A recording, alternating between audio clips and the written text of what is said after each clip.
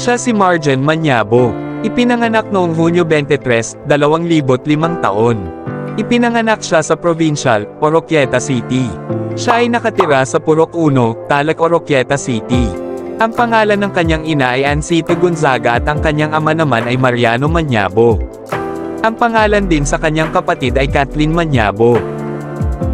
Isa siyang mabait at may mataas na konsensya.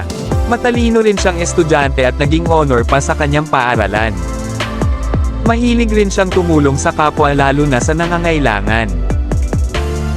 Nakasanayan niyang gumagawa ng mga logo at pagdedesenyo ng mga iba't ibang grapiko. Paborito rin niyang kumain ng fast food at manood ng serye. Libangan niya ring makinig ng mga musika tulad ng ballad na kanta at mga Indo remix at gumawa ng mga content sa TikTok. Sa kanyang pag-a-upload sa TikTok nakakuha siya ng milyong views sa kanyang video at kasabat nito ay ang maglaro ng mga online games tulad ng Minecraft, Mobile Legends, Call of Duty, Clash of Clans minsan. Natuklasan rin niyang makinig ng mga aral ng Diyos at naging interesado sa Biblia.